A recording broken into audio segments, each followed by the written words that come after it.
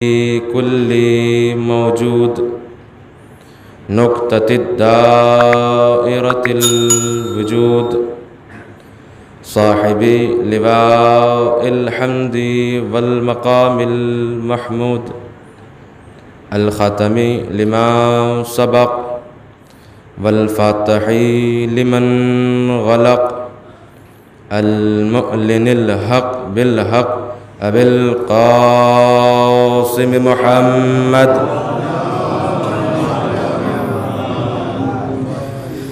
ولعنة الله على أعدائهم ومنكري فضائلهم ومصائبهم وعطشهم وشجاعتهم وعظمتهم وولايتهم وسخاوتهم أجمعين. أما بعد فقد قال رسول الله صلى الله عليه وآله وسلم إن الحسين مصباح الهدى وسفينة النجاة. بلند ترین صلوات ارشاد فرما دیجیے محمد والے.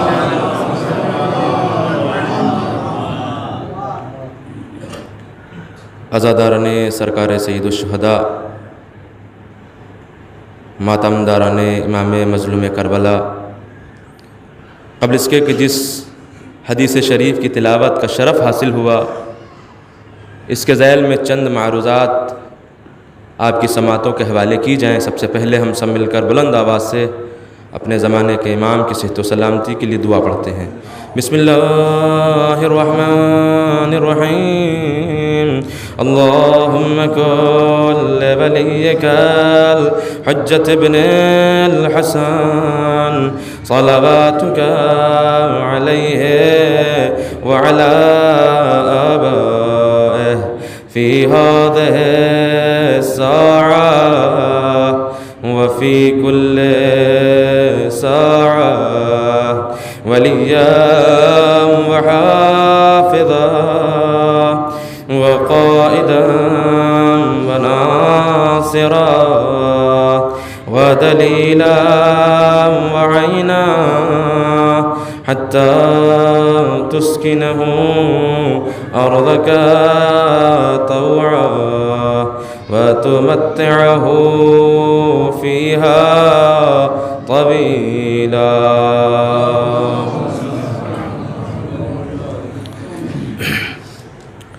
اس مجلس عزا کے اوپر باب الحوائج قمر بنی ہاشم حضرت ابو الفضل العباس علیہ السلام کی خصوصی نگاہ کرم کے لیے ایک اور بلند ترین صلوات ارشاد فرما دیجیے محمد وآل محمد.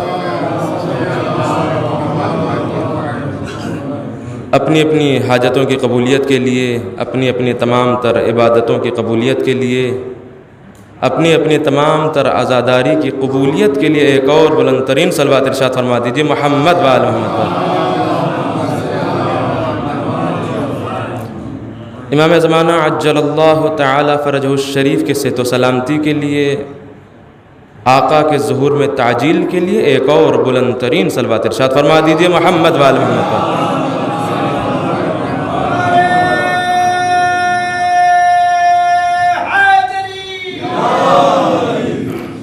عزیزان محترم، ماہ محرم کی آج پہلی تاریخ ہو گئی. ہر جگہ فرش عزا بچھ گئی، عزا خانے سج گئے، مومنین کے تن پر سیاہ لباس آ گئے. چاروں طرف جس کا بھی چہرہ دیکھو تو غمزدہ نظر آ رہا ہے. کیوں؟ اس لیے کہ ماہ محرم آ گیا ہے، ماہ غم آ گیا ہے، ماہ گریہ و زاری آ گیا ہے، ماہ بکا آ گیا ہے. لہٰذا ہر جگہ آپ کو غم ہی غم نظر آئے گا، چہرے اداس نظر آئیں گے. کیوں؟ اس لیے کہ یہی وہ مہینہ ہے جس میں نواسۂ رسول کو شہید کیا گیا، اور صرف ان کو نہیں بلکہ ان کے اصحاب اور ان کے انصار کو بھی شہید کیا گیا. کون؟ حسین. وہ حسین کہ جس کے لیے پیغمبر نے فرمایا، کیا فرمایا؟ ان الحسین مصباح الہدی وسفینۃ النجات. پیغمبر ارشاد فرما رہے ہیں. کون سی زبان سے ارشاد فرما رہے ہیں؟ زبان وحی سے ارشاد فرما رہے ہیں. کیا فرما رہے ہیں کہ بے شک حسین ہدایت کے چراغ ہیں، وَالسَّفِينَةُ النَّجَاةِ اور کشتی نجات ہیں۔ عزیزان محترم، یہ پیغمبر فرما رہے ہیں، پیغمبر بتانا کیا چاہ رہے ہیں؟ پیغمبر بتانا یہ چاہ رہے ہیں کہ اگر تمہیں ہدایت چاہیے تو در حسین پہ آؤ، اگر تمہیں نجات چاہیے تو در حسین پر آؤ، اس لیے کہ تمہیں ہدایت بھی در حسین پہ ملے گی اور نجات بھی در حسین پر ہی ملے گی۔ بھئی پیغمبر فرما رہے ہیں، یہ ایسی مشہور اور معروف حدیث ہے جو ہمارے قوم کے بچے کی زبان زد ہے، سب کو معلوم ہے، بڑی مشہور حدیث ہے، بڑی معروف حدیث ہے۔ پیغمبر نے اپنے کلمات نورانیہ میں ارشاد فرمایا، ان الحسین مصباح الہدی وسفینۃ النجات، بے شک حسین ہدایت کے چراغ ہیں، مصباح الہدی، ہدایت کے چراغ ہیں، پیغمبر فرما رہے ہیں۔ عزیزان محترم، کبھی آپ نے سوچا کہ پیغمبر نے کیوں فرمایا کہ حسین ہدایت کے چراغ ہیں؟ کبھی آپ نے سوچا کہ پیغمبر نے یہ کیوں نہیں کہا کہ حسین ہدایت کے سورج ہیں؟ بھائی توجہ چاہتا ہوں، کبھی آپ نے سوچا کہ پیغمبر نے یہ کیوں نہیں کہا کہ حسین ہدایت کے چاند ہیں؟ بھائی توجہ چاہتا ہوں، ارے سورج میں تو روشنی زیادہ ہوتی ہے، بھئی چاند میں بھی روشنی زیادہ ہوتی ہے۔ کبھی آپ نے سوچا کہ پیغمبر نے کیوں نہیں کہا کہ حسین ہدایت کے آفتاب ہیں، حسین ہدایت کے ماہتاب ہیں؟ اگر پیغمبر کہہ دیتے کہ حسین شمس الہدی، حسین ہدایت کے آفتاب ہیں تو کتنا اچھا ہوتا۔ اگر کہہ دیتے حسین ہدایت کے قمر ہیں تو کتنا اچھا ہوتا۔ کبھی آپ نے سوچا کہ پیغمبر نے یہی کیوں کہا کہ ان الحسین مصباح الہدی، کہ بے شک حسین ہدایت کے چراغ ہیں؟ بھائی توجہ چاہتا ہوں، میں نتیجہ دینا چاہتا ہوں، بے شک حسین ہدایت کے چراغ ہیں، یہ پیغمبر نے کیوں فرمایا؟ تو آئیے پیغمبر سے ہی پوچھتے ہیں، یا رسول اللہ آپ نے ایسا کیوں فرمایا؟ اگر آپ کہہ دیتے کہ حسین ہدایت کے سورج ہیں تو کتنا اچھا ہوتا، اگر آپ کہہ دیتے کہ حسین ہدایت کے چاند ہیں تو کتنا اچھا ہوتا۔ آپ نے ایسا کیوں نہیں کہا، بلکہ آپ نے یہ کیوں کہا کہ حسین ہدایت کے چراغ ہیں؟ تو عجب نہیں پیغمبر بھی آواز دیں، اے نادان، ارے تجھے کیا خبر، کبھی کبھی ایسا بھی ہوتا ہے انسان ایک بند کوٹری میں بند ہوتا ہے جہاں پر نہ تو سورج کی روشنی جاتی ہے نہ تو چاند کا نور جاتا ہے، بلکہ سورج نہیں جاتا نہ تو چاند جاتا ہے، بلکہ چراغ وہ ہے جو ہر جگہ موجود ہوتا ہے۔ ایک بلند ترین صلوات بھیج دیجئے محمد و آل محمد۔ نہ تو سورج بند کوٹری میں جا سکتا ہے، نہ تو چاند بند کوٹری میں جا سکتا ہے، لیکن چراغ ایسا ہے جو کھلے میدان میں بھی آ جائے گا، اور چراغ وہ ہے جو بند کوٹری کے اندر بھی آ جائے گا۔ یا میں اس طریقے سے دوسرے الفاظ میں بیان کر دوں کہ اگر انسانیت کا گلا یزیدیت کی بند کالی کوٹری میں گھٹنے لگے، اگر انسانیت ضلالت اور گمراہی کے دلدل میں دھسنے لگے تو وہاں پر نہ تو سورج کی روشنی ہدایت کرے گی نہ تو چاند کا نور ہدایت کرے گا، بلکہ صرف اور صرف چراغ کا نور ہدایت کرے گا۔ ایک بلند ترین صلوات ارشاد فرما دیجئے محمد و آل محمد۔ چراغ ایک ایسی چیز ہے کہ جو کمرے میں بھی جا سکتی ہے اور کھلے میدان میں بھی جا سکتا ہے، لیکن اگر آپ کا کمرہ بند ہو تو کیا سورج کی شعائیں آ سکتی ہیں؟ کیا چاند کی روشنی آ سکتی ہے؟ ہرگز نہیں آ سکتی۔ تو عزیزان محترم، یہ ہے چراغ کا کمال۔ تو چراغ کا پہلا کمال کیا ہے کہ چراغ وہ ہے کہ جو ہر جگہ نور افشانی کرتا ہے، ہر جگہ نور پھیلاتا ہے، لیکن سورج ہر جگہ نور افشانی نہیں کرتا ہے۔ چاند ہر جگہ نور افشانی نہیں کرتا ہے، لیکن چراغ ہر جگہ نور افشانی کرتا ہے۔ اچھا، یہ چراغ کا پہلا کمال تھا۔ چراغ کا دوسرا کمال کیا ہے؟ بھئی چراغ کا دوسرا کمال یہ ہے کہ سورج چاہے کتنا ہی بڑا کیوں نہ ہو، توجہ چاہتا ہوں، سورج چاہے کتنا ہی بڑا کیوں نہ ہو، لیکن سورج سے دوسرا سورج نہیں جلایا جا سکتا۔ بھائی توجہ چاہتا ہوں، بھائی چاند چاہے کتنا ہی بڑا کیوں نہ ہو، لیکن ایک چاند سے دوسرا چاند نہیں روشن کیا جا سکتا۔ لیکن چراغ کا کمال یہ ہے کہ صرف ایک چراغ جل رہا ہو، اس سے صرف 2 ہی نہیں بلکہ 1000 چراغ جلائے جا سکتے ہیں۔ بھئی یہی وجہ ہے کہ کربلا میں حسین کا ایک ہدایت کا چراغ جل رہا تھا، اسی حسین کے چراغ سے ایسے ہدایت کے 72 چراغ روشن ہوئے کہ کبھی عباس کا ہدایت کا چراغ روشن ہوا، کبھی علی اکبر کا ہدایت کا چراغ روشن ہوا، کبھی قاسم کے ہدایت کا چراغ روشن ہوا، کبھی اونا محمد کی ہدایت کا چراغ روشن ہوا، کبھی حبیب ابن مظاہر کی ہدایت کا چراغ روشن ہوا، کبھی حر کی ہدایت کا چراغ روشن ہوا۔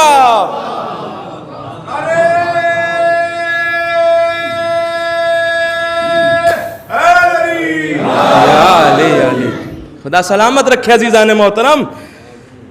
تو چراغ کی خاصیت کیا ہے؟ چراغ کا دوسرا کمال کیا ہے کہ چراغ سے چراغ جلتا ہے۔ یہی وجہ ہے کہ کربلا میں ایک حسین کے ہدایت کے چراغ سے 72 چراغ روشن ہوئے۔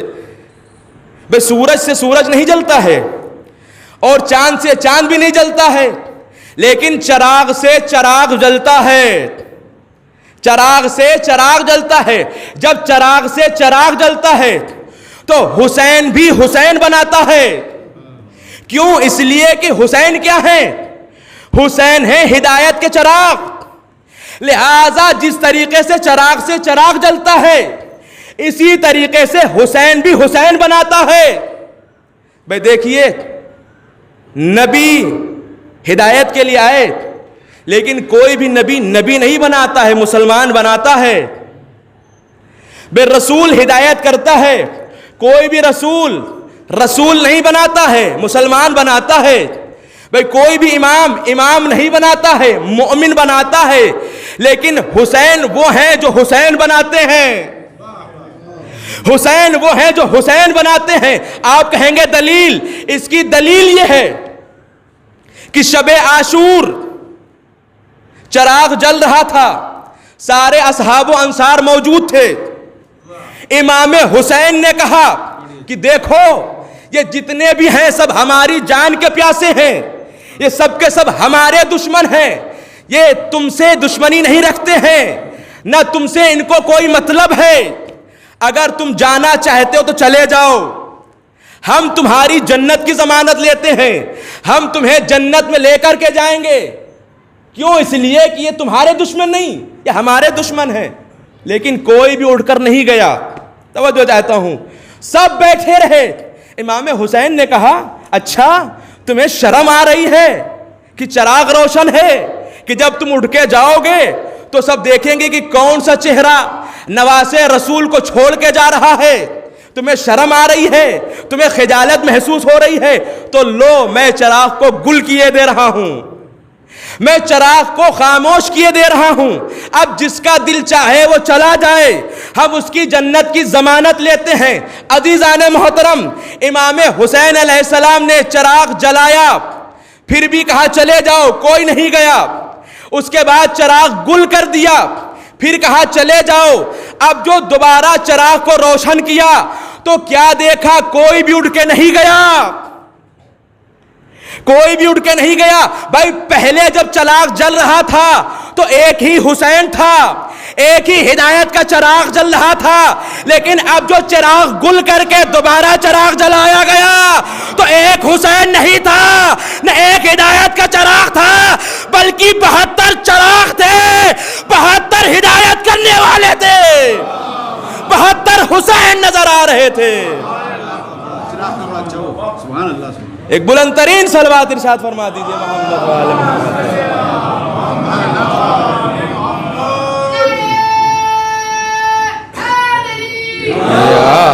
علی خدا سلامت رکھے عزیزان محترم۔ 72 چراغ جل رہے تھے، 72 حسین موجود تھے، 72 حسین اور 72 چراغ جل رہے ہیں عزیزان محترم۔ امام حسین علیہ السلام کیا ہیں؟ ہدایت کے چراغ ہیں۔ یہ امام حسین علیہ السلام کی فضیلت ہے۔ اگر کسی بھی انسان کو ہدایت چاہیے تو در حسین پر آ جائے۔ اگر کسی کو ہدایت چاہیے تو کہاں آ جائے؟ در حسین پہ آ جائے۔ اس لیے کہ پیغمبر فرما رہے ہیں ان الحسین مصباح الہدی وسفینۃ النجاہ۔ حسین ہدایت کے چراغ ہیں اور کشتی نجات ہیں۔ عزیزان محترم، امام حسین علیہ السلام کی فضیلت، اگر کوئی بھی ہدایت چاہتا ہے تو مخلصانہ طور پر امام حسین کے دامن کو تھام لے، اسے ہدایت مل جائے گی۔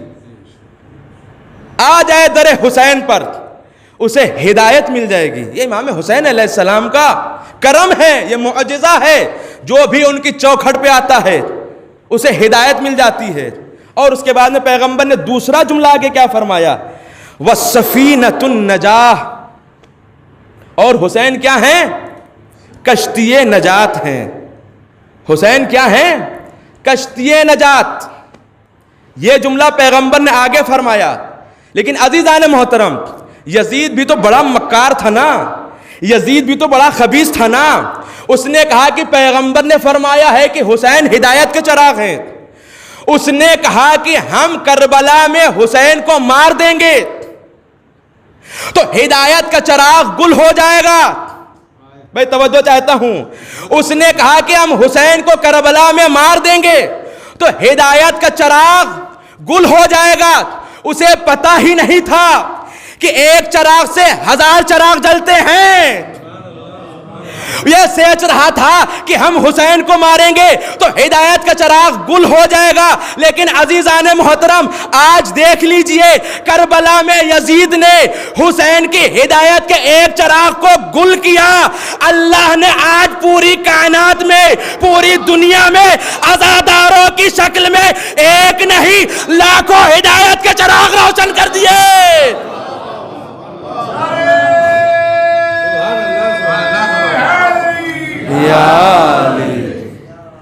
اللہ نے ایک نہیں لاکھوں ہدایت کے چراغ روشن کر دیے۔ یہ آپ جو عزا خانے دیکھ رہے ہیں، یا آپ جو منبر دیکھ رہے ہیں، یہ کیا ہے؟ یہ حسین کے ہدایت کا چراغ ہے۔ یہیں سے لوگوں کو ہدایت مل رہی ہے، یہیں سے لوگوں کو نجات مل رہی ہے۔ یہ فرش عزا کیا ہے؟ یہ فرش عزا حسین کی ہدایت کی جگہ ہے، یہ کشتی نجات ہے۔ جو اس کشتی میں سوار ہو گیا اسے نجات مل گئی، جو حسین کی چوکھٹ پہ آ گیا اسے نجات مل گئی۔ اب اتنے علماء ہیں، ذاکرین ہیں، خطبہ ہیں، یہ سب مجلسیں پڑھ رہے ہیں، تقریر کر رہے ہیں، یہ کس کے ہدایت کے چراغ ہیں؟ یہ حسین کے ہی ہدایت کے چراغ سے روشن ہوئے ہیں۔ یہ حسین کے ہی ہدایت کے چراغ سے روشن ہوئے ہیں۔ ان علماء کا، ذاکرین کا اپنا کیا ہے؟ بھئی ہم جو کچھ پڑھتے ہیں سب کچھ حسین کا ہی تو پڑھتے ہیں۔ بھئی سوزخوان حضرات جو منبر پہ آ کے سوزخوانی کرتے ہیں، مرثیہ خوانی کرتے ہیں، یہ بھی کس کی دین ہے؟ کیا اپنی طرف سے پڑھتے ہیں؟ نہیں عزیزان محترم، یہ حسین کا کرم ہے۔ یہ حسین کی ہدایت کے چراغ سے ایک اور ہدایت کا چراغ روشن ہوا ہے۔ تو لہٰذا جتنے بھی عزادار ہیں، جتنے بھی عزا خانے ہیں، سب کیا ہیں؟ یہ حسین کی ہدایت کے چراغ ہیں۔ سب کے سب حسین کے ہدایت کے چراغ ہیں۔ عزیزان محترم، اس کے آگے پیغمبر کیا فرماتے ہیں؟ وَسَفِینَةُ النَّجَاةِ۔ حسین کیا ہیں؟ کشتی نجات ہیں۔ جو بھی حسین کی کشتی میں آ جائے گا اسے نجات مل جائے گی۔ عزیزان محترم، آپ لوگوں سے ایک سوال ہے۔ اب آپ کو دیکھنا یہ ہے کہ امام حسین کی کشتی کتنی بڑی ہے کہ جس میں نجات ملتی ہے۔ آپ لوگوں سے ایک سوال ہے، آپ یہ بتائیے کہ آپ کے قصبے میں، آپ کے محلے میں، آپ کی بستی میں یا پوری دنیا میں کہیں بھی دیکھ لیجئے، آپ کو مسجد ضرور نظر آئے گی۔ مسجد ضرور نظر آئے گی۔ بھئی مسجد سے کیا ہوتی ہے؟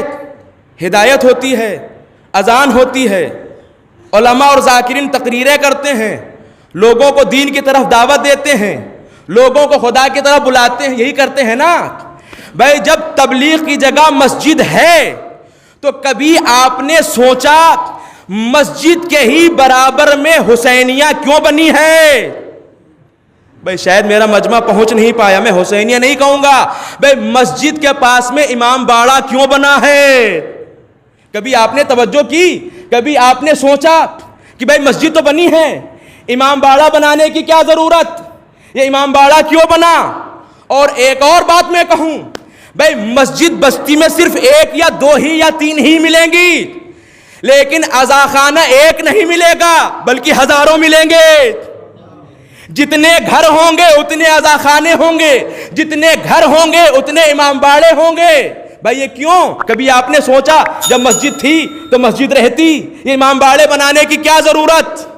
بھائی توجہ چاہتا ہوں، اب اس کا جواب سنیے کہ امام باڑے کے پاس ایک اور امام باڑہ بنا، اس کے پاس ایک اور امام باڑہ بنا، اس کے پاس ایک اور امام باڑہ بنا، لیکن مسجد بہت ہی کم نظر آئیں گی آپ کو، لیکن عزاخانے امام باڑے بہت ہی نظر آئیں گے۔ آخرکار اس کا فلسفہ کیا ہے؟ اس کی وجہ کیا ہے؟ تو میں آپ سے پوچھوں گا، آپ یہ بتائیے کیا مسجد میں کوئی غیر مسلم آ سکتا ہے؟ کیا مسجد میں کوئی کافر آ سکتا ہے؟ کیا مسجد میں کسی کافر کی انٹری ممکن ہے؟ کیا مسجد میں کسی غیر مسلم کی انٹری ممکن ہے؟ تو آپ کہیں گے نہیں۔ اچھا، جب کافر مسجد میں آ نہیں سکتا تو اسے ہدایت کیسے ملے گی؟ توجہ چاہتا ہوں، جب کافر مسجد میں آ نہیں سکتا تو اسے ہدایت کیسے ملے گی؟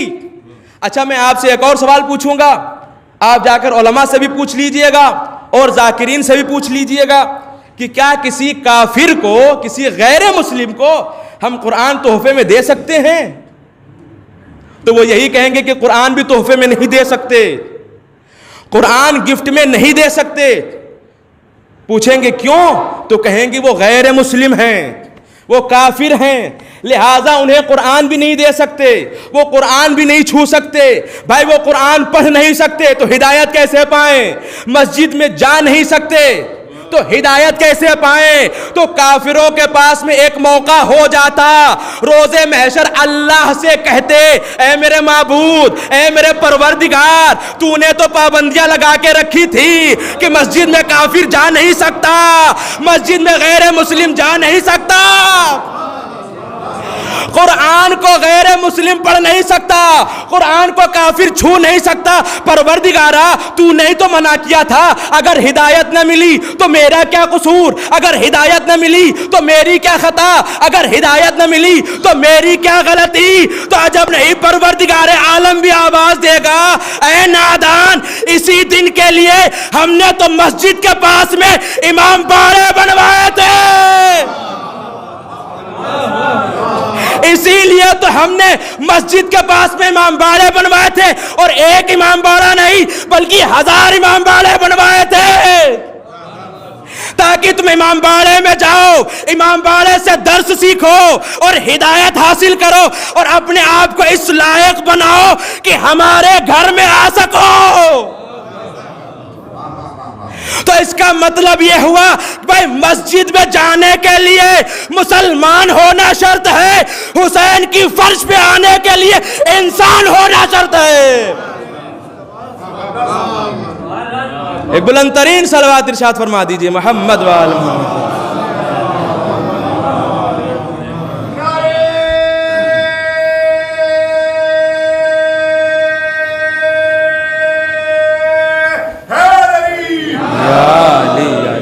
خدا سلامت رکھے عزیزان محترم، مسجد میں جانے کے لیے مسلمان ہونا شرط ہے، لیکن امام باڑے میں آنے کے لیے کیا مسلمان ہونا شرط ہے؟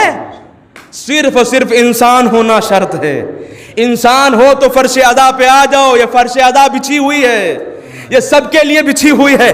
اب سمجھ میں آیا کہ حسین کتنے بڑے کشتی نجات ہیں، اب سمجھ میں آیا کہ حسین کتنے بڑے کشتی نجات ہیں، کہ حسین کے فرش ادا پہ جو بھی آئے گا اسے نجات مل جائے گی۔ بھئی اللہ تعالیٰ نے اسی لیے تو امام باڑے بنوائے کہ جاؤ پہلے حسین کے عزا خانے میں بیٹھو، وہاں سے درس لو، ہدایت لو، اس کے بعد میں ہمارے گھر آنا، اس کے بعد میں ہمارے گھر میں آنا۔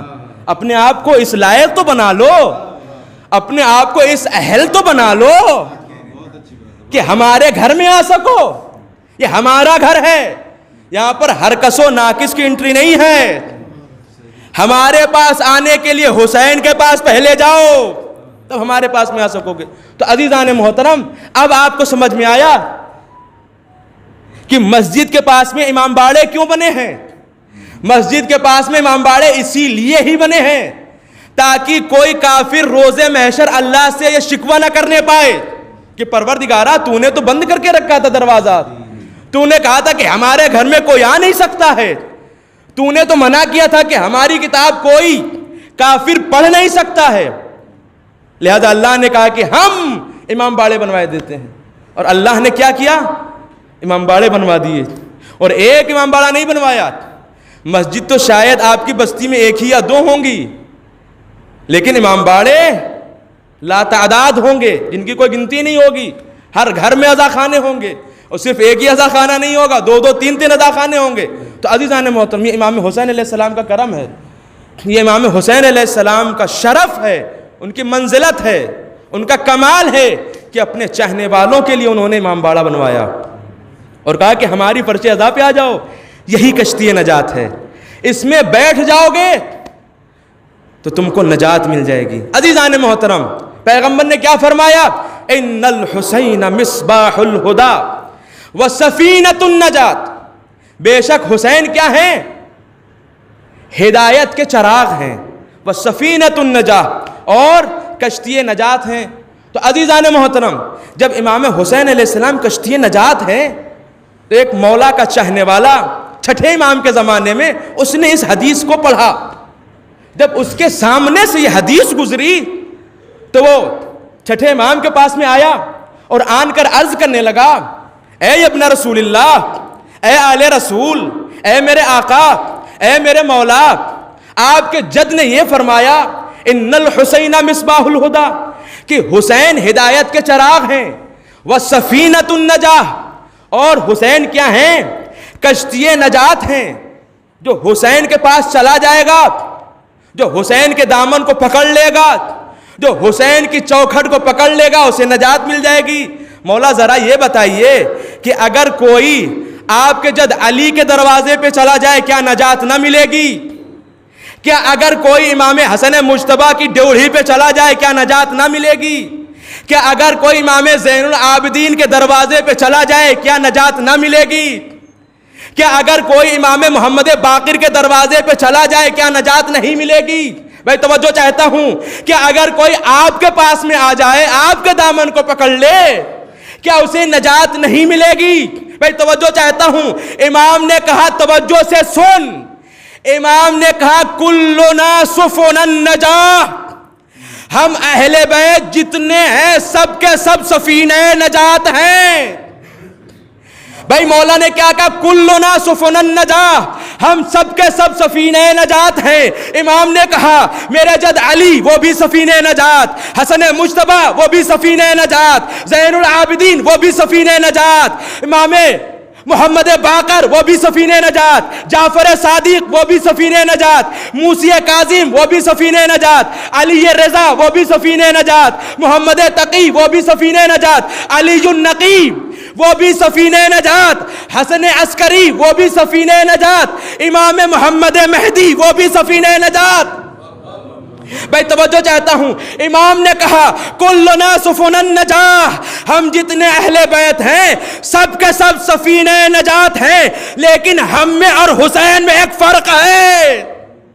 امام نے کہا ہم میں اور حسین میں فرق ہے، کہا فرق وہ یہ ہے ولیکن سفینۃ جدی الحسین اوسع و اسرع، لیکن ہمارے جد حسین کی سفینہ، ہمارے جد حسین کی کشتی سب سے وسیع ہے اور سب سے تیز رفتار ہے۔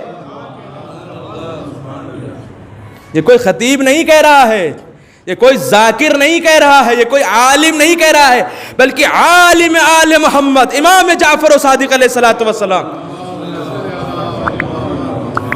امام فرما رہے ہیں. کیا فرما رہے ہیں؟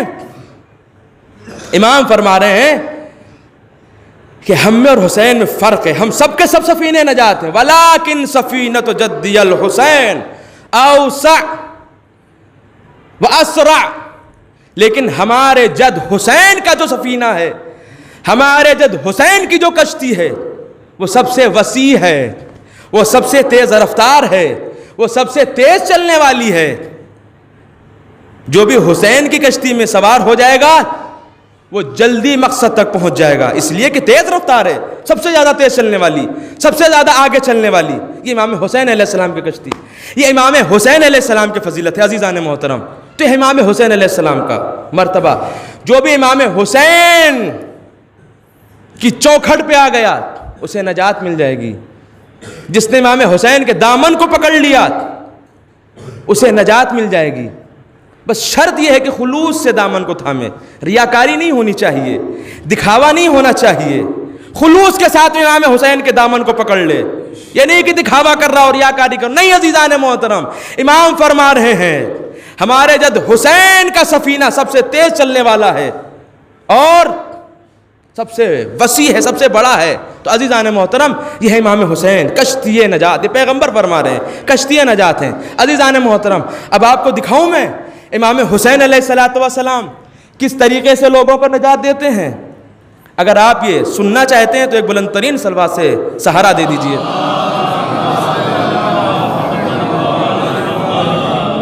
تو عزیزان محترم، امام حسین سفینہ نجات ہیں، کشتی نجات ہے امام حسین علیہ السلام. دیکھیے کس طریقے سے امام حسین کشتی نجات ہیں، سفینہ نجات ہیں. بھئی تاریخ اٹھا کے دیکھیے امام حسین علیہ الصلوۃ والسلام کس تاریخ میں دنیا میں تشریف لائے. تو ہر کوئی یہی کہے گا کہ امام کی ولادت 3 شعبان کو ہوئی. توجہ چاہتا ہوں، میں نے کیا بتایا کہ اب میں دکھانا چاہتا ہوں امام حسین کس طریقے سے سفینہ نجات ہیں، کس طریقے سے امام حسین کشتی نجات ہیں. امام کی ولادت کب ہوئی؟ 3 شعبان کو ہوئی. اگر کسی سے پوچھا جائے امام حسین کی شہادت کب ہوئی تو ہر کوئی کہے گا کہ امام حسین کی شہادت روز عاشورہ 10 محرم الحرام سن 61 ہجری میں ہوئی. اب امام حسین علیہ السلام جب دنیا میں آئے تب بھی حسین کی چوکھٹ پہ ایک مجرم کھڑا ہوا ملا. توجہ چاہتا ہوں، امام حسین روز عاشورہ دنیا سے جا رہے ہیں تب بھی ایک مجرم کھڑا ہوا ہے حسین کی چوکھٹ پر. بھئی امام حسین علیہ السلام جب دنیا میں آئے تب بھی مجرم. امام حسین نے دنیا میں آتے ہی آتے سب سے پہلے شفاخانہ کھولا. بھئی توجہ چاہتا ہوں، ہم کیوں کہتے ہیں امام حسین کی تربت کو خاک شفاعت؟ اس لیے کہ حسین نے آتے ہی آتے 3 شعبان کو سب سے پہلے شفاخانہ کھولا. بھئی امام حسین علیہ السلام جب دنیا میں آئے تو اس وقت بھی ایک مجرم کھڑا ہوا تھا. اس مجرم کا نام کیا تھا؟ فطروس. بھائی توجہ چاہتا ہوں، اس مجرم کا نام کیا تھا؟ فطروس. امام حسین روز عاشورہ جب جا رہے ہیں تب بھی ایک مجرم ہاتھوں کو جوڑ کر، ہاتھوں کو باندھ کر امام کی بارگاہ میں کھڑا ہوا ہے. اس کا نام کیا ہے؟ حر. اس کا نام کیا ہے؟ حر. بھائی جو 3 شعبان کو مجرم آیا تھا وہ کہاں کا مجرم تھا؟ وہ عرشی مجرم تھا. اب جو 10 محرم کو حسین کی بارگاہ میں آیا وہ کہاں کا مجرم تھا؟ وہ فرش کا مجرم تھا. بھائی توجہ چاہتا ہوں، ایک عرشی مجرم، ایک فرشی مجرم. بھائی جب عرشی مجرم آیا تو امام حسین نے اسے بالوں پر عطا کر کے نجات دی. بھائی امام حسین علیہ السلام نے اسے بالوں پر عطا کر کے نجات دی. اسے نجات مل گئی. وہ اڑتا ہوا چلا گیا، کہتا ہوا جا رہا تھا انا عتیق الحسین، میں حسین کا آزاد کردہ ہوں. فرشتوں نے پھر کہہ دیا ارے دوبارہ تو یہ کہہ رہا ہے انا، کون ہے میرے برابر؟ تو وہ کہتا ہے اب کی سے میں اپنے پہ فخر نہیں کر رہا ہوں بلکہ حسین پہ فخر کر رہا ہوں، اب کی میں حسین پہ فخر کر رہا ہوں۔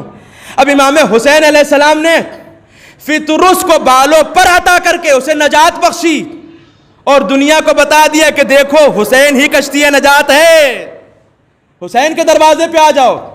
اور اس کے بعد میں روز عاشوراء فرشی مجرم کھڑا ہوا ہے ہاتھوں کو باندھے ہوئے، امام حسین نے اس فرشی مجرم حر کو بھی اپنے گلے سے لگایا اور گلے سے لگانے کے بعد میں کہا اے حر ہم نے تجھے معاف کیا، میرے خدا نے تجھے معاف کیا، اور فرمایا یا حر انت حر فی الدنیا والآخرہ، اے حر تو دنیا میں بھی آزاد ہے، تو آخرت میں بھی آزاد ہے۔ یعنی امام حسین نے بھی حسین کو معاف کر کے نجات دے دی،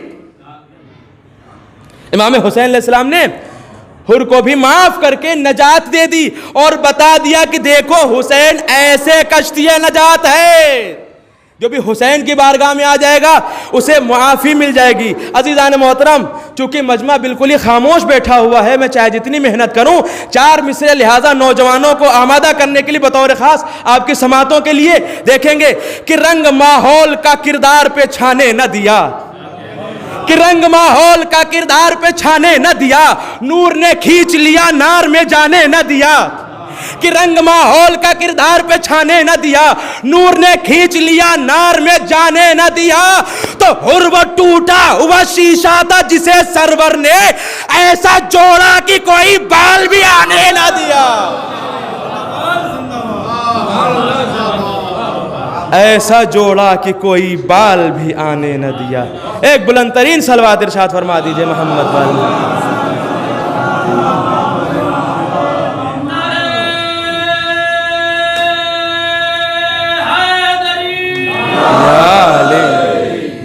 خدا سلامت رکھے۔ عزیزان محترم، جب بھی فرش عزا پہ آیا کریے تو یہ مت سوچئے کہ میں خطیب کو داد دے رہا ہوں یا فلاں کے عزا خانے کا خطیب ہے اسے داد دے رہا ہوں، نہیں، حسین کسی کے بٹے نہیں ہیں، کوئی بھی خطیب ہو، کسی کا بھی ممبر ہو، کوئی کا عزا خانہ ہو، خطیب اپنے فضائل نہیں پڑھ رہا، نہ تو بانی مجلس کے فضائل پڑھ رہا بلکہ حسین کے پڑھ رہا،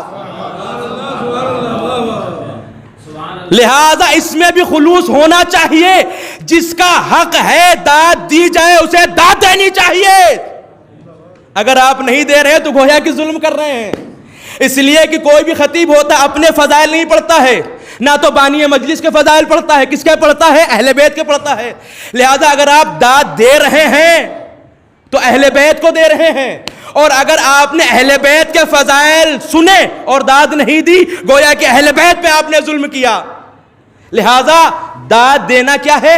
ضروری ہے، آپ خلوص کے ساتھ میں داد دیجئے۔ لہذا عزیزان محترم، امام حسین کیا ہے؟ سفینہ نجات، امام حسین کیا ہے؟ کشتی نجات، لہذا امام حسین نے کس طریقے سے اپنے دروازے پہ سب سے پہلے آنے والے مجرم کو نجات بخشی جو عرش کا مجرم تھا، اور امام حسین علیہ السلام نے روز عاشوراء یعنی اپنی عمر کے آخری دن فرش کے مجرم کو معاف کر کے بتایا کہ دیکھو حسین ہی کشتی نجات ہے۔ بھائی توجہ چاہتا ہوں، امام حسین نے کبھی عرشی مجرم کو معاف کیا، کبھی فرشی مجرم کو معاف کیا، بھائی دونوں کو، ایک عرشی مجرم ایک فرشی مجرم، دونوں کو باعزت بری کر کے بتا دیا کہ جس کی حکومت آسمان پر بھی ہو، جس کی حکومت زمین پر بھی ہو، اسے حسین کہتے ہیں۔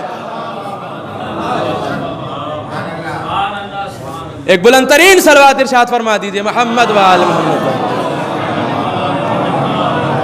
تو عزیزان محترم، حسین نے عرشی مجرم کو معاف کر کے بتایا کہ دیکھو حسین کی حکومت صرف دنیا میں محدود نہیں ہے بلکہ اس دنیا میں بھی حسین کی حکومت ہے، اور فرشی مجرم کو معاف کر کے بتایا کہ دیکھو حسین کی حکومت زمین پر بھی ہے، حسین کی حکومت زمین پر بھی ہے اور ماورائے زمین بھی حسین کی حکومت ہے. ہر جگہ حسین کی حکومت ہے, زمین سے لے کر آسمان تک حسین کی حکومت ہے, ہر جگہ حسین کی حکومت. تو عزیزان محترم, یہ امام حسین علیہ السلام کی فضیلت. اب آپ دیکھیے بھائی, بہت سارے لوگ یہ ہم پر فتوے لگاتے ہیں اور ہم پہ الزام لگاتے ہیں کہ یہ لوگ شرک کرتے ہیں, حسین سے مانگتے ہیں. یہ لوگ شرک کرتے ہیں کہ عباس کے علم سے مانگتے ہیں. یہ لوگ شرک کرتے ہیں, تعزیہ چومتے ہیں, تعزیے سے مانگتے ہیں. بھائی توجہ چاہتا ہوں تو میں ان سے کہوں گا, بھائی اگر یہ فتویٰ ہم پر لگا رہے ہو تو سب سے پہلے سید الملائکہ جبرائیل پہ لگاؤ. اس لیے کہ فطرس خود نہیں آئے تھے, فطرس تو راستے میں پڑے ہوئے تھے, بالوں پر چھن چکے تھے. جبرائیل لاہو لشکر کے ساتھ میں جا رہے تھے. فطرس نے کہا, اے سید الملائکہ, اے جبرائیل کہاں جا رہے ہیں؟ تو جبرائیل نے کہا, اے فطرس تجھے پتا نہیں ہے رسول کے گھر میں ان کے نواسے کی آمد ہوئی ہے. کہا اچھا کس لیے جا رہے ہو؟ کہا مبارکباد دینے کے لیے جا رہا ہوں. جبرائیل نے کہا کہ اگر تمہیں نجات چاہیے تو میرے ساتھ چلو, اگر نجات چاہتے ہو تو میرے ساتھ چلو. جبرائیل نے فطرس کو اپنے ساتھ میں لیا اور لینے کے بعد میں حسین کی دہلیز پر آئے. فطرس گیا, حسین کے گہوارے سے اپنے آپ کو مس کیا. بھائی حسین سے مس نہیں کیا, حسین کے گہوارے سے مس کیا. بھائی حسین کے گہوارے سے مس کیا. فطرس کو بالوں پر عطا ہو گئے. مجھے کہنے دیجئے, ارے جس کے گہوارے میں اتنی طاقت ہو تو اس آقا میں کتنی طاقت ہوگی.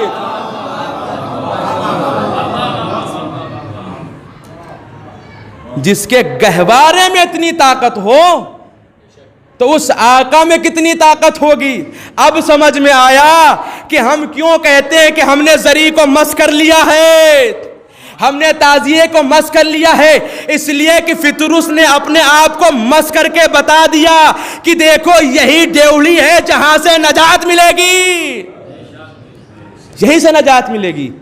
عزیزان محترم, اب کوئی ہم پہ فتوے نہ لگائے کہ ہم کیوں حسین سے مانگتے ہیں, ہم کیوں تعزیہ پکڑ کر دعا مانگتے ہیں, ہم کیوں علم پکڑ کر دعا مانگتے ہیں. کیوں؟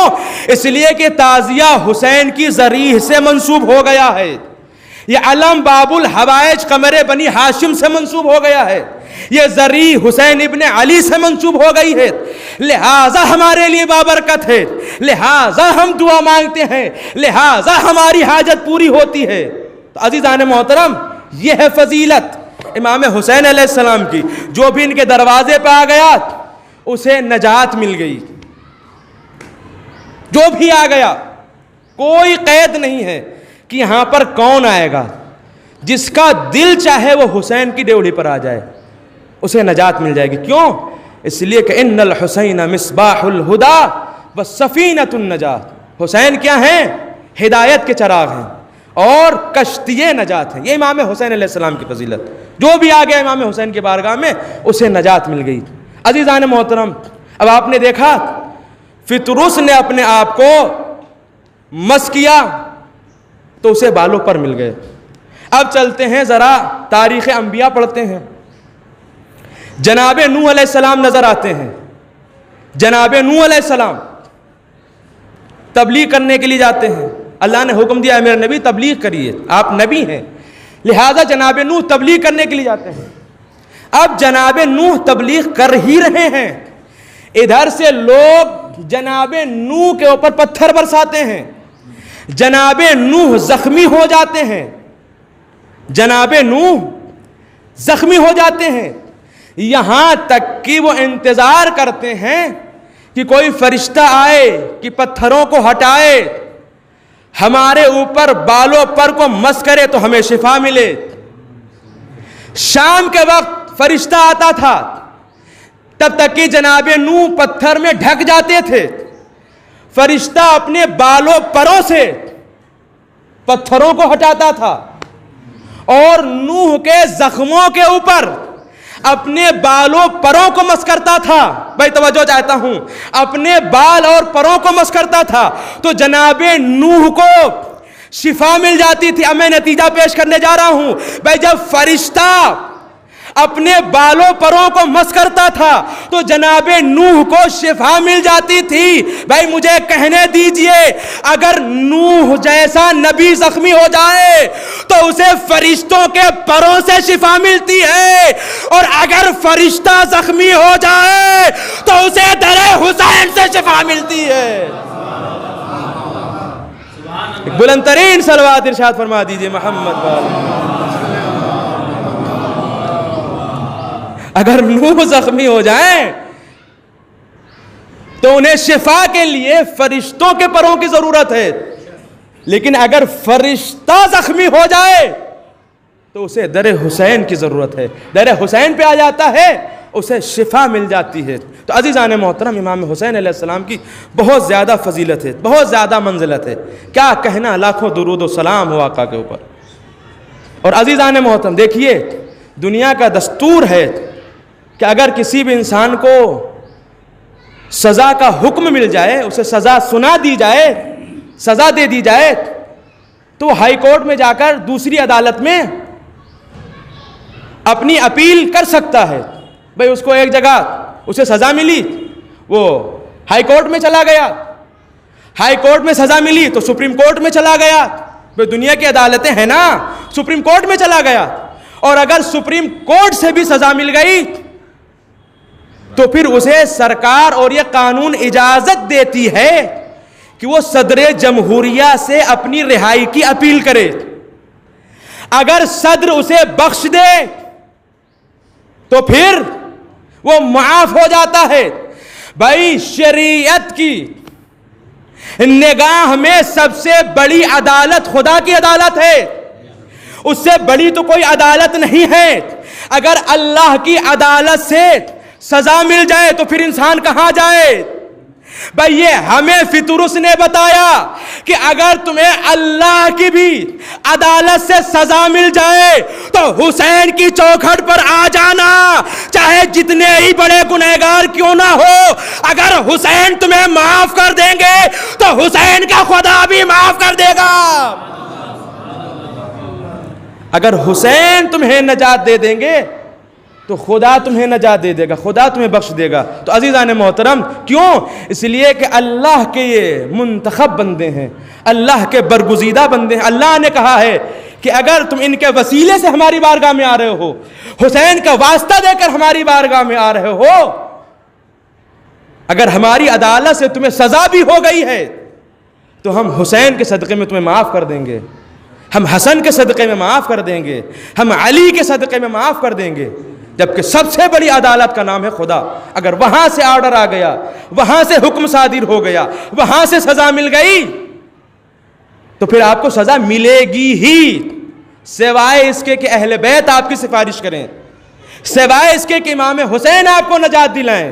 امام حسین کشتی نجات ہیں۔ اگر امام حسین نے آپ کو معاف کر دیا، بخش دیا، تو پھر اللہ بھی معاف کر دے گا، اللہ بھی بخش دے گا۔ کیوں؟ اس لیے کہ امام حسین اللہ کے برگزیدہ بندے ہیں، اس لیے کہ امام حسین نے اللہ کی مرضی کے لیے سب کچھ کیا۔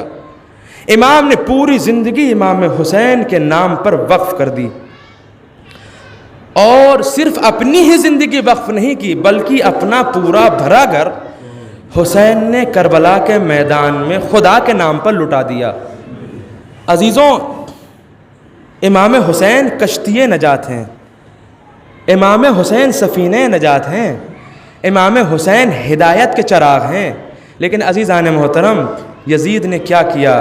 اسی ہدایت کے چراغ کو کربلا کے میدان میں گل کر دیا۔ ہاں عزادارو، کربلا کے میدان میں حسین کو تو شہید کر دیا، لیکن آج بھی پوری کائنات میں حسین کا مشن زندہ ہے۔ آج بھی حسینی پوری کائنات میں حسین کے چراغ کو روشن کیے ہوئے ہیں۔ ہاں عزادارو، آج پہلی محرم ہو گئی ہے، آپ کو تو پتہ ہے پہلی محرم کو امام حسین کی مدینے سے رخصتی پڑھی جاتی ہے۔ ہے، امام حسین کی مدینے سے ودا پڑھی جاتی ہے۔ عزاداروں، امام حسین علیہ السلام جب مدینے سے رخصت ہو رہے تھے تو کبھی بار بار نانا کے روضے پہ جاتے تھے اور کہتے تھے نانا آپ کے روضے کا مجاور حسین جا رہا، نانا ارے آپ کی امت نے مجھے رہنے نہ دیا، نانا آپ اسی مدینے میں ہمیں اپنے دوش پہ سوار کرتے تھے، نانا اسی مدینے میں آپ منبر چھوڑ کے ہمیں زمین سے اٹھاتے تھے، لیکن نانا آپ کی امت نے اتنا ظلم و ستم کیا، نانا اب تو دل چاہتا ہے کہ آپ اپنے پاس ہمیں قبر میں بلا لیں۔ اجرکم اللہ۔ ہاں عزادارو، امام حسین ارے اس کے بعد بھیا حسن مجتبیٰ کے روضے پہ آتے ہیں، بھیا خدا حافظ آپ کے روضے کا مجاور حسین جا رہا۔ عزاداروں، اب علماء یہاں پر تحریر فرماتے ہیں امام حسن مجتبیٰ کے بعد امام حسین ارے اپنی ماں فاطمہ کی قبر پر آئے اور اس طریقے سے آئے جس طریقے سے چھوٹا سا بچہ ارے گھٹنیوں کے بال ماں کی آغوش میں آتا ہے، امام حسین اسی طریقے سے ماں فاطمہ کی قبر پر آئے اور امام اپنی ماں سے کہتے ہیں اماں اماں ارے جس حسین کو چکیاں پیس پیس کے پالا تھا، اماں ارے نانا کی امت نے اسی حسین کو مدینے میں رہنے نہ دیا، اماں آپ کا بیٹا حسین ارے مدینہ چھوڑ کر کربلا جا رہا، ارے اماں اماں لہو لہان چمن دیکھنے چلو، ارے زینب کے بازوؤں میں رسن دیکھنے چلو۔ اجرکم اللہ، خدا ان آوازوں پہ رحمت نازل کرے۔ ہاں عزادارو، امام حسین بار بار روضے پہ جاتے ہیں، روضے سے پلٹ کر آتے ہیں۔ عزاداروں، آپ کو تو پتہ ہے جو لوگ زیارت پر گئے ہیں ان کو یہ منظر بہتر سمجھ میں آئے گا۔ دیکھیں جب کوئی بھی انسان کربلا میں جاتا ہے، نجف میں جاتا ہے، مشہد جاتا ہے، سامرہ کاظمین میں جاتا ہے، زیارت کرتا ہے، جب اسے پتہ میں 1 مہینہ 2 مہینہ یہاں رکیں گے تو بڑے اطمینان سے زیارت کرتا ہے، لیکن جب آخری دن بچتا ہے اور اسے پتا ہوتا ہے کہ ہماری آخری زیارت ہے تو بار بار مڑ مڑ کے روضے کی طرف دیکھتا ہے، زری کی طرف دیکھتا ہے، کہتا ہے نہ جانے یہ زری دوبارہ دیکھنے کو ملے گی کہ نہیں ملے گی، بار بار زری کی طرف دیکھتا ہے، مولا سے کہتا ہے مولا مجھے معاف کرنا، مولا مجھے دوبارہ بلانا۔ عزاداروں، زری کے پاس سے صحنے حرم میں آتا ہے، صحنے معصوم میں آتا ہے، گنبد کی طرف زیارت کرتا ہے، کہتا ہے السلام علیکہ یا ابا عبداللہ، مولا مجھے پھر بلائیے گا۔ عزاداروں، جو زائر پتا ہے کہ ہم آخری زیارت کر رہے ہیں، پتہ نہیں دوبارہ آ سکیں گے کہ نہیں، وہ بار بار طلب کے کبھی گنبد دیکھتا ہے، کبھی مولا کا حرم دیکھتا ہے، کبھی صحن کی دیواریں دیکھتی ہیں۔ جب اپنے ہوٹل میں آ جاتا ہے، گاڑی میں بیٹھ کر ایئرپورٹ کی طرف جانے لگتا ہے تو بار بار روضے کی طرف کبھی گنبد کی طرف رو کر کے سلام کرتا ہے، مولا اپنے زائر کو دوبارہ بلانا۔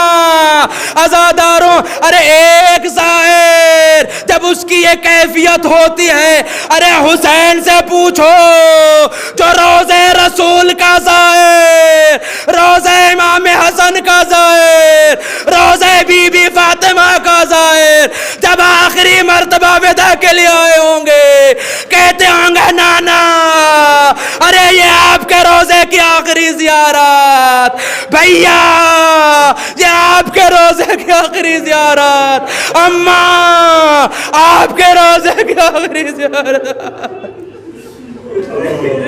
اجرکم اللہ۔ ہاں زادہرو، امام نے کتنی بے چینی سے الوداع کہی ہوگی، امام کتنے تڑپے ہوں گے، امام کتنے پریشان ہوئے ہوں گے۔ ہاں زاداروں، یہاں تک کہ امام حسین اپنے بیت الشرف میں تشریف لائے، ازاداروں محملیں سجائیں جانے لگی، یہاں تک کہ ازاداروں کھانے کا سامان بار کر دیا گیا، یہاں تک کہ ارے بیویوں کو محملوں میں سوار کرنے کی باری آئی۔ ازاداروں آپ نے دیکھا ہے نا، یہاں پر نوجوان دوست بیٹھے ہیں، ان سب کو پتا ہے جب کسی کی ماں یا کسی کا باپ یا کسی کا کوئی بڑا جب سفر پہ جانے لگتا ہے تو بیٹا آگے بڑھتا ہے، بھتیجا آگے بڑھتا ہے، بھانجا آگے بڑھتا ہے نا، فوراً آگے بڑھ کے گیٹ کھولتا ہے، گاڑی کا دروازہ کھولتا ہے، ماں کا ہاتھ پکڑتا ہے، دادی کا ہاتھ پکڑتا ہے، پکڑنے کے بعد میں گاڑی میں بٹھاتا ہے۔ ازادارو یہی منظر مدینے میں تھا۔ ارے جب بیبیاں سوار ہو رہی تھی تو ایک مرتبہ پردہ اٹھا، ایک بی بی پردے سے برآمد ہوئی، ایک 13 برس کا بچہ آگے بڑھا، کسی نے پوچھا ارے یہ بی بی کون ہے، ارے یہ بچہ کون ہے، آواز دی ارے یہ بچہ کوئی اور نہیں بلکہ یتیم حسن قاسم۔ ازادارو کہا یہ بی بی کون ہے، کہا یہ کوئی اور نہیں بلکہ بیوہ حسن قاسم کی ماں۔ اجرکم اللہ۔ ہاں زادارو قاسم نے اپنے ماں کے بازو کو تھاما، بڑے ہی احترام سے اپنی ماں کو محمل میں بٹھایا۔ ہاں زادارو ایک مرتبہ راوی کہتا ہے میں نے دیکھا کہ بیت الشرف سے پردہ اٹھا، میں نے کیا دیکھا، ایک بی بی پردے سے باہر آئی، میں نے دیکھا ایک 18 برس کا جوان آگے بڑھا، میں نے پوچھا ارے یہ جوان کون ہے، یہ بی بی کون ہے، تو آواز آئی یہ کوئی اور نہیں بلکہ حسین کا کڑیل جوان علی اکبر، یہ علی اکبر کی ماں ام لیلا۔ اجرکم اللہ۔ ہاں زادارو ارے جناب علی اکبر نے اپنے ماں کے بازو کو تھاما، بڑے ہی احترام سے اپنی ماں کو محمل میں سوار کیا۔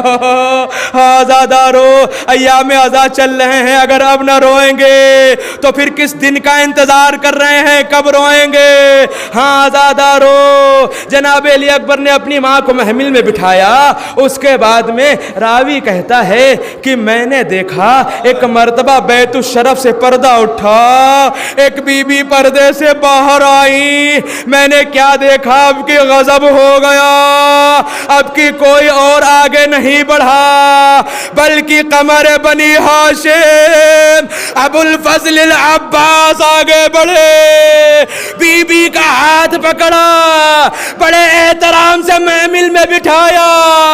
راوی کہتا ہے میں نے پوچھا ارے یہ 33 برس کا جوان کون ہے، یہ بی بی کون ہے، تو پتا چلا یہ کوئی اور نہیں بلکہ باب الحوائج قمر بنی ہاشم ابو الفضل العباس، اور یہ بی بی کوئی اور نہیں بلکہ علی کی چھوٹی بیٹی۔ اجرکم اللہ۔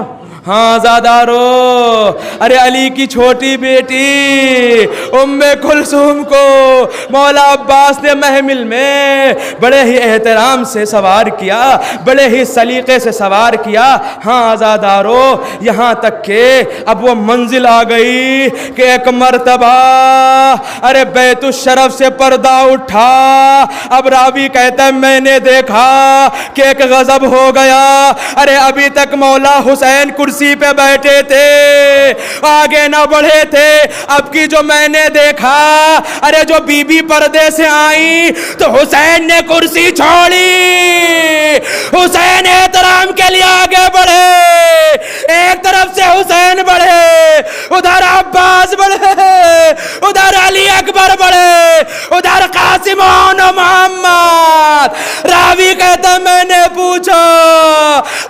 بی بی کون ہے؟ تو آواز آئی یہ کوئی اور نہیں بلکہ علی کی بڑی بیٹی ام المصائب زینب کبریٰ۔ اجرکم علی اللہ۔ ہاں آزادارو، بڑے ہی احترام سے بنی ہاشم کے جوانوں نے بی بی زینب کو محمل میں سوار کیا۔ آزاداروں، بنی ہاشم کے جوانوں نے بڑے ہی احترام سے آج مدینے میں سوار کیا۔ میں بنی ہاشم کے جوانوں سے کہوں گا عجب نہیں جناب زینب بھی کہیں اے بنی ہاشم کے جوانوں، اے میرے بھائی اور بھتیجوں، آج بڑے احترام سے سوار کر رہے ہو۔ ارے 11 محرم کو زینب کربلا میں اکیلی ہوگی، اس وقت کون سوار کرنے آئے گا؟ نہ عباس ہوں گے، نہ علی اکبر، نہ قاسم ہوں گے، نہ محمد، نہ میرا بھیا حسین۔